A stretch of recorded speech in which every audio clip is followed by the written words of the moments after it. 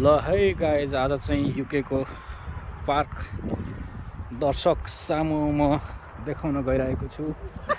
हेर्नु होला, यो चाहिँ मेरो आफ्नै खुद गोजीको बुढी हो। बुढी र म आज चाहिँ यसो पार्कतिर घुम्नलाई आएको गाइज।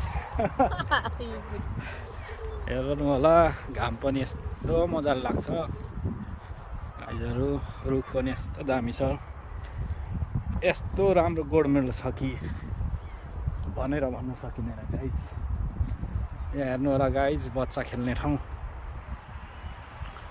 यस्तो यस्तो छ। अनि के भन्नु र खै धोका दिनेलाई।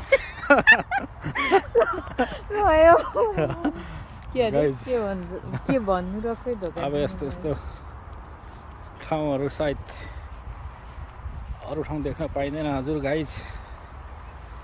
नेचुरल हो यो चाहिँ, नेचुरल। चिसो छ है गाइज, तर सकिँदैन नि फेरि। माइ चरा पनि देखाउँछु गाइज। नेपालमा भए साथीहरूले यतिखेर कालो भुइँमा नि त नेपालमा भए साथीहरूले यतिखेर अघि सिकुटी बनाइसक्थ्यो होला गाइज। सिक्युरिटी कि सेक्वा उपर दुईटा देख्नु। यहाँ दुईटा ढुकुर छ।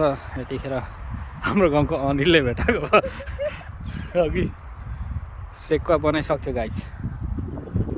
फुलहरू यस्तो दामी छ, फुलहरू पनि देखाउँछु। यहाँको रुखहरू नै फुलै फुल भएको रुख हुन्छ, प्राय नफुल्ने कमै हुन्छ। यस्तो हुन्छ। यो चाहिँ चराहरू पनि यहाँ चाहिँ कमै हुन्छ, रुखहरू हुन्छ। तर कसैले चरा चाहिँ मार्नु पाइने छैन। यदि यहाँ चाहिँ चरा मारेको थाहा पायो भने चाहिँ साथी हो खतरा कारबाही हुन्छ। जेल समेत जान सक्छ भन्ने कुरो छ है गाइज। त्यो सबै चाहिँ थाहा छैन।